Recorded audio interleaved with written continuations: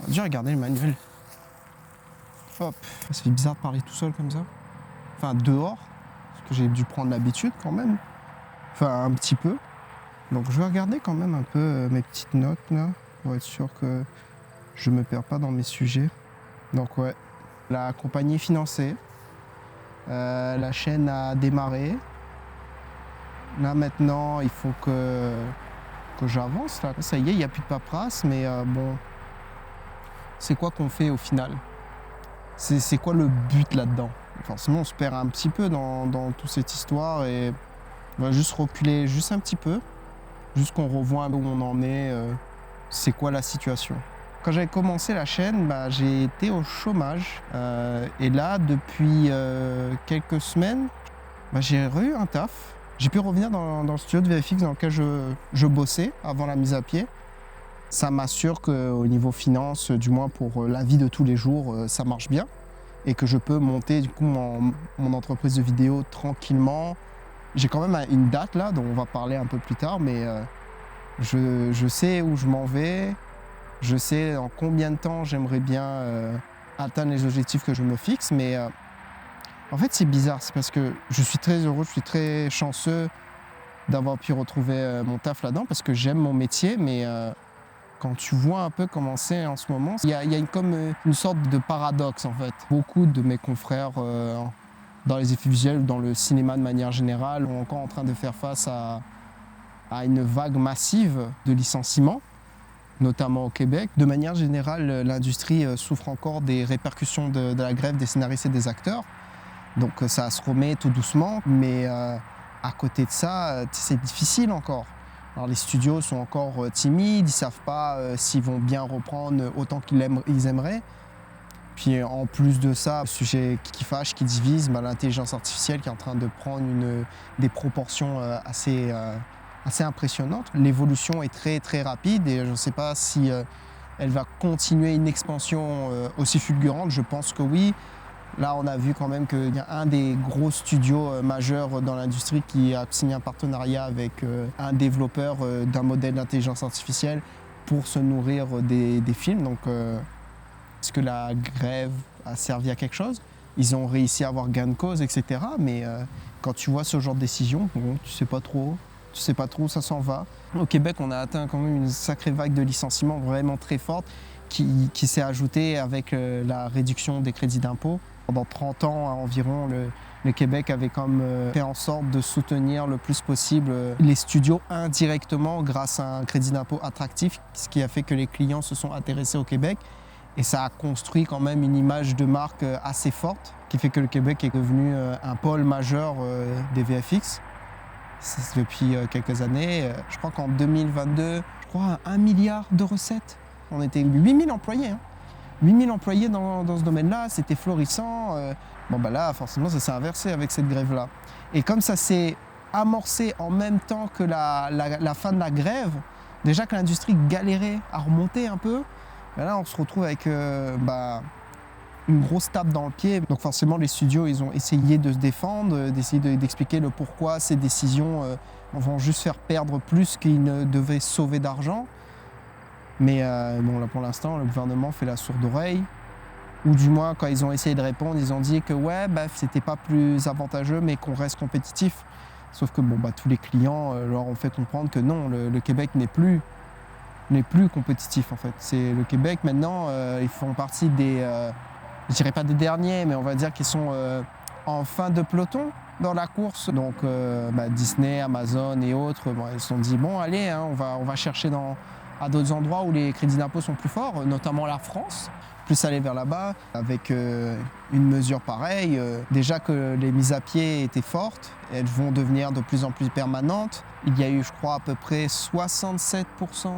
Ouais, c'est ça, 67% de la main-d'œuvre au Québec qui s'est retrouvée mise à pied ou licenciée. Il y a eu quand même une pétition qui s'est mise. Je pourrais vous mettre dans la description pour ceux qui sont au Québec et qui veulent apporter un petit soutien. Ça fait pas de mal. J'espère qu'en fait, cette pétition aura quand même un impact. Ça va jusqu'à l'Assemblée, c'est défendu par un député. Ça peut porter ses fruits. De toute façon, ça coûte rien d'essayer, dans tous les cas. Ouais, c'est fou quand même. Tu passes d'une industrie qui est ultra florissante et puis Il suffit qu'il y ait une grève et plein de choses qui s'en mêlent. Et en plus, il y a le coût de la vie qui a explosé, l'inflation qui fait mal partout, une industrie qui se retrouve à licencier en masse. Peut-être qu'ils vont trouver une solution, j'en sais rien. C'est pas que des artistes qui perdent des emplois, c'est des familles aussi. L'industrie a mal, encore. Mais moi, dans cette histoire-là, j'ai réussi à quand même rechoper mon emploi. Sachez que tous mes collègues qui sont encore en mise à pied ou qui vont bientôt être mis à pied ou qui vont de manière permanente, malheureusement, leur emploi, je vous soutiens fort. C'est vrai que c'est dur. C'est vraiment dur d'être dans cette position-là.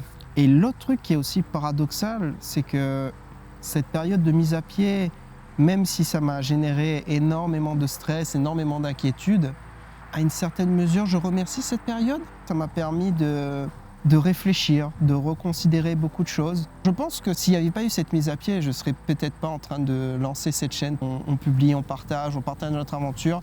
J'aurais juste pas sauté le pas pour lancer ma boîte de prod, hein, clairement. On ne sait pas, hein, ça se trouve, j'aurais considéré, mais beaucoup plus tard, et j'aurais peut-être pas mis l'énergie que j'y ai mis. Ma vision aussi de mon implication au travail a changé. Tu te dis que même si ça a l'air très stable, à n'importe quel moment, il suffit qu'il y ait un enchaînement de mauvaises décisions ou un enchaînement de causes qu'on n'a pas le contrôle, bah, ça peut tout casser en fait. Ça peut tomber et j'aimerais pas vivre dans ce regret de ne pas avoir au moins essayé. Si j'essaye et que ça marche pas, tant pis, au moins je l'aurais fait. Donc cette période-là était quand même bénéfique. Je me suis remis en question, j'ai beaucoup réfléchi sur qu'est-ce que je veux faire plus tard, la direction dans laquelle je me rends après. Je souhaite à toutes les personnes qui souffrent de cette mise à pied que ça leur permette de réfléchir à tout ça. Ça peut être vraiment quelque chose de bon pour soi, mais je comprends que le stress peut t'envahir. Et même le fait que le travail se rend ailleurs, les clients vont ailleurs dans d'autres pays. Beaucoup de gens se font face à une situation où soit ils doivent choisir de quitter Québec, là où soit ils sont nés, ou soit qu'ils ont immigré depuis quelque temps, ils sont enracinés, ils ont peut-être créé des relations, une famille. Les enfants sont peut-être dans des écoles où ils ont leurs amis ou autres. Ils devront prendre la décision très difficile de devoir se séparer de ces liens-là, de devoir partir dans un autre pays, là où le travail appelle. Et soit ils décident de rester, mais ils changent complètement de métier. Je ne sais pas s'ils ont envie de changer de métier. Je pense que la plupart, quand on vient dans un métier comme ça, c'est le genre de métier passion. Tu sais, c'est un métier qui demande quand même beaucoup d'investissement personnel, beaucoup d'abnégation pour arriver là-dedans. Même moi, là, je suis en train de penser, j'aurais pas envie de complètement changer de métier. Si j'ai pas le choix, je le ferai. De toute façon, il faut bien. Après aussi, c'est à ça que sert cette entreprise de vidéo aussi, hein. C'est d'avoir quelque chose sur lequel rebondir. Qui sait, peut-être cette chaîne aura pris une proportion qui me permettrait d'en vivre. On ne sait pas, tu vois, ce qui est fait demain. Donc je vais profiter de cette situation-là, que j'ai encore mon emploi, qui me donne une situation stable, qui me permet de me concentrer en grande partie sur la croissance de cette entreprise-là, qui me permettra, j'espère, de pouvoir en vivre.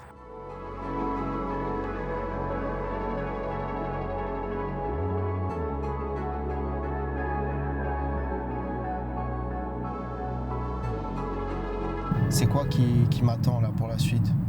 Là, c'est Noob, hein, c'est les Arcanes Ultimes. Prochain gros projet qui sortira au Grand Rex le 1er mars 2025. Grand Rex de Paris, grosse diffusion. Ce sera la première fois au Grand Rex face à tout ce monde. J'ai jamais eu l'occasion déjà de rien que d'aller au Grand Rex, mais aussi d'assister à une diffusion live du projet Noob donc sur un grand écran cinéma. Ça va être vraiment génial. Petite pression quand même qui commence à monter parce que j'ai vraiment envie de donner du meilleur de moi-même. J'ai pas envie de décevoir Fabien et toute la clique sur ce projet-là. Je veux vraiment faire en sorte que quand on voit l'image, on voit qu'on s'est donné à fond. Je sais que Fabien a donné du mieux qu'il peut à son niveau. Je sais qu'il doit être satisfait des images qu'il a sorties, mais c'est sûr que c'est le stress là. Donc là, tous les deux, on va rentrer en mode cave. Que là, ça va être les VFX à balles, forcément bien collés sur le PC, à essayer de sortir de belles images, faire des beaux effets. Puis ça, je vais ajouter toute la 3D, essayer de pousser un peu plus le projet. Et je pense qu'on pourra l'amener à un sommet qu'il n'aura jamais atteint. N'empêche, c'est fou, hein, parce que là, j'ai même pas pris le temps de réaliser à quel point ce projet, je travaille dessus, quoi. C'est genre, moi, j'ai toujours été un spectateur et de m'impliquer là-dedans avec mes compétences que j'ai accumulées durant toutes ces années, elles servent aujourd'hui. C'est fou, hein. Comme quoi des fois, faut juste, des fois il y a des choses qui arrivent, tu te rends pas compte que ça arrive, t'es dedans, tu réalises pas et la vie est belle pour ça. À aucun moment j'aurais pensé, ils font un énorme projet, ils ont besoin de compétences, ça tombe au moment où j'ai appris beaucoup de choses de mon côté, que je travaille professionnellement et là je me suis dit vas-y on va le faire et on le fait quoi. On le fait, c'est fou en vrai. J'ai plus que hâte. Ouais, non, ça va être cool, c'est tout. Mais ouais, en plus de ça, en novembre, pour la première fois, je vais les rencontrer IRL, parce que je vais aller pour les derniers tournages qui restent. Donc il y aura un gros tournage de groupe, donc je vais rencontrer Fabien, Laure, Arnaud, tous les membres de nous, en fait, du moins tous ceux qui seront là pour ce tournage-là. Je vais rencontrer des membres de la communauté aussi. Donc forcément, ça va sûrement échanger sur... le processus, comment on bosse, etc. Et puis de les rencontrer vraiment. Puis même, genre Istos Mathieu qui m'a pas mal accompagné quand même pour m'a conseillé plein d'endroits que je pourrais voir pendant ma semaine quand je serai à Toulon. Qu'est-ce que je pourrais faire en dehors. Ce sera comme des petites vacances en somme. Il y a forcément j'y viens principalement pour le tournage et pour pouvoir prendre des ressources que j'aurais besoin pour les VFX futurs pour les arcades du team. Rencontrer ceux qui t'ont tant inspiré aussi. Je pense que ça va m'aider à réaliser aussi ce qui se passe. Parce qu'avec la distance, c'est sûr que tu réalises pas tout de suite que vas-y, tu bosses avec eux. J'ai eu la première phase où quand j'ai parlé directement à Fabien et Anne-Laure pour le projet, c'est là que ça a commencé à se concrétiser, si on veut. Je reçois les plans, je bosse et tout. Je prends ça au même sérieux que je prends à mon travail aussi. Donc je me donne plus, voire même plus, je pense, parce que c'est non seulement c'est super opportunité de travail, mais en plus de ça, c'est un projet passion qui m'anime de fou. Et là, je vois les images avant que ce soit final. Ouais, Fabien, il a tellement de choses en main sur ce projet-là pour être sûr que ça sorte. Après, comme il dit, c'est ça qui a fait que ça a tenu. Mais de faire partie de ceux qui il fait confiance, c'est un honneur. Donc ça va juste être un bonheur de fou. En fait, c'est ça que je me dis.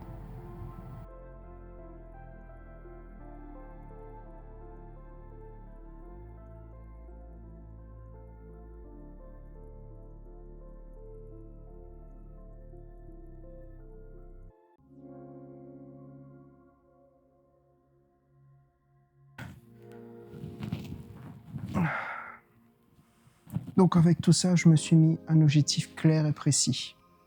Vivre de la vidéo. Je me mets 2 ans. Je pense 2 ans, c'est le temps suffisant pour que je puisse développer mon affaire tranquillement. Et puis au bout de ces 2 ans, je devrais pouvoir me concentrer exclusivement sur cette activité-là. J'espère que je vais réussir. Je vais mettre toutes les ressources possibles pour y arriver. S'il faut que je prenne une formation pour apprendre à démarcher, je prends. Si je dois assister à des événements de réseautage, j'y vais. Même si j'ai peur, même si aller voir des gens comme ça, ça me terrifie, mais j'ai pas envie de louper ça. J'ai pas envie de laisser cette opportunité s'en aller. Qui sait, on peut avoir une belle surprise, hein, parce que j'en ai rencontré des gens sur mon chemin depuis que je suis ici qui m'ont boosté dans mon activité, qui m'ont donné envie d'aller plus loin, qui m'ont donné envie d'être plus positif pour l'avenir. Si j'arrive à me consacrer exclusivement à ma boîte de prod, je pourrais consacrer plus de temps à ma chaîne aussi. J'aime bien vous partager l'évolution de l'aventure. Ça peut inspirer d'autres personnes à se lancer aussi. Puis moi, ça me donne une trace visible de ce que je fais. Si je me sens perdu, je pourrais voir la chaîne, voir tout ce que j'ai parcouru. Ça me force à avoir une deadline. Ça me force à avoir un but précis et à faire ce que je dois faire. Pas facile de rééquilibrer entre tous ces trucs-là, mais j'y crois. On va réussir, hein, mignon? Hein? T'y crois? T'y crois, toi? Allez, vas-y. Tu peux t'en aller.